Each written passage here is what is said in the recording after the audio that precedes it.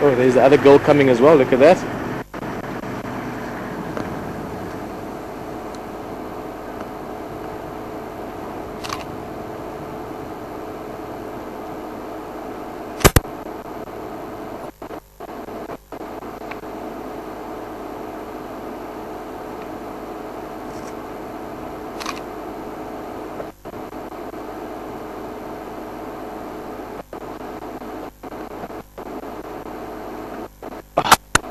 And the light itself, I mean, the light alone is beautiful. Never mind if we now have two stunning lionesses right here next to Trias Dam. Quite often, we come past, often it's quiet, and at other times you get the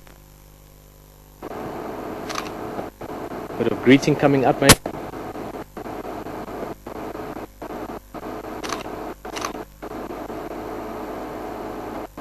That was interesting behavior. It's almost like she was watching her. Just a sign of them being very close.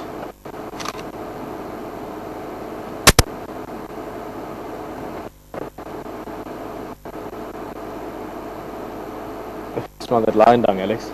Very strong. Very, very strong scent.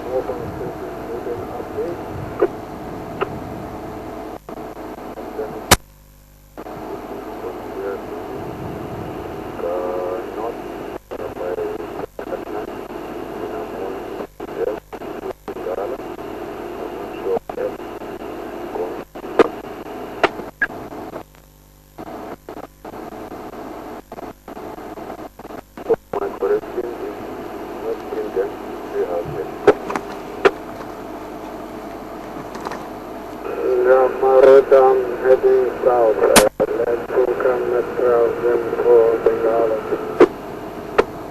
Okay, copy. Just 2 more buses myself.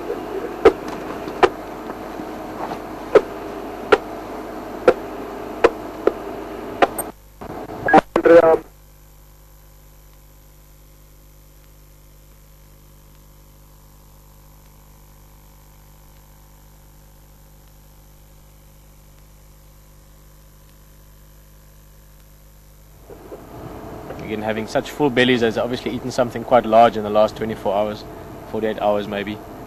The stomach is literally very full. The stomach content pushing up against the diaphragm, meaning that they can't inhale as deeply as normal. So it's almost like you've got something just stopping all your muscles from allowing your lungs to really fill up with air. So that's why they're breathing faster, just shallower breathing. Sometimes also they get very hot when they're so full, extra literally burning energy, digesting that protein so fast. And then you'll normally see them panting as well. So this is mostly just physically not being able to breathe deeper.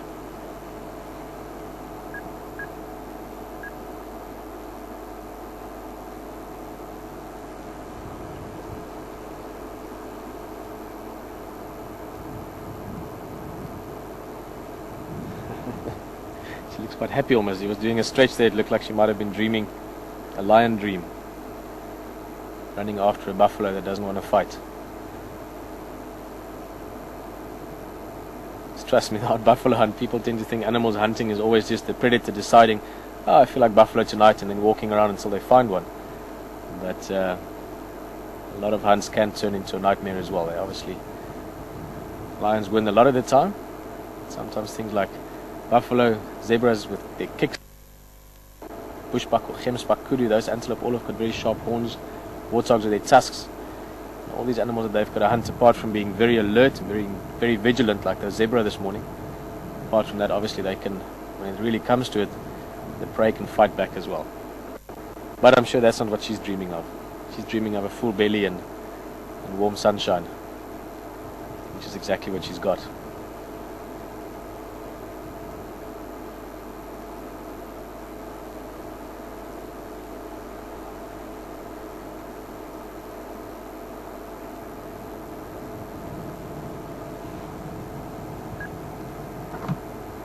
F again.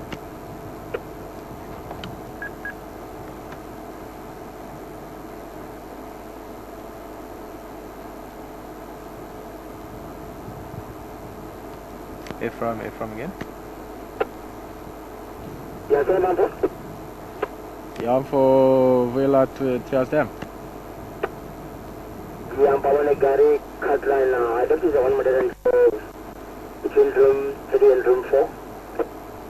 Okay, thanks for you. I'll make space for you when you come this side. And for also, Biruma Fuzzy and Gala, have they got Mampimpan? Yeah, I'm not sure whether it's Ghana because it's coming from the west. Yeah, but you don't know if one or both maybe have got Mampimpan, because Buga the Mavelas is looking Katongo like that. Yeah, I'm not sure whether it's Ghana because it's the first time I saw those in Ghana. Alright, come on for.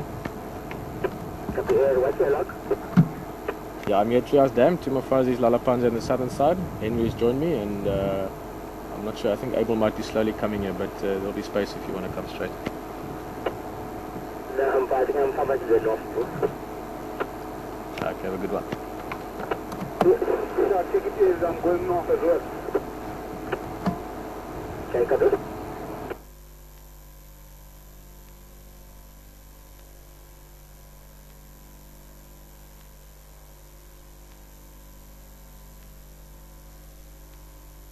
Again, just showing us the newness aspect of this, and this is something that I really almost want to highlight for maybe from a personal point of view, but also from just a general wildlife experience. One of the true beauties of being in this area, Djuma, and being in Sabi Sands, is that we are part of such a massive ecosystem in terms of, well, essentially we're all part of a massive ecosystem, the world in the end, or Earth, but that's another discussion. What I mean is the area that these animals can move around in freely is very big. We're talking millions of hectares, many millions of acres. And that means that there are thousands of lions, hundreds of thousands of impala.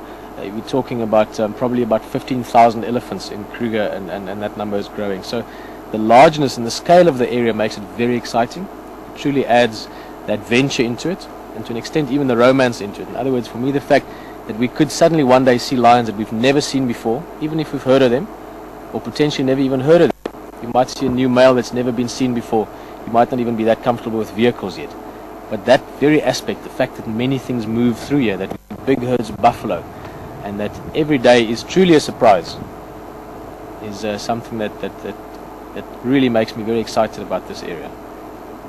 So the fact that we can now look at two lionesses, that from the signs on them look like they've probably got youngsters, and we don't really know that much about them. We can make a few phone calls and start speaking to some of the guys further south, or we could also see maybe they hang around here and we can slowly discover that with them.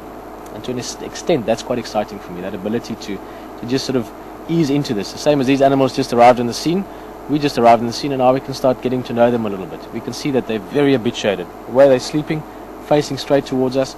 Both of those lionesses earlier went off, they left the shelter of the tree, and they urinated out in the open. Something that I quite often do a little bit privately.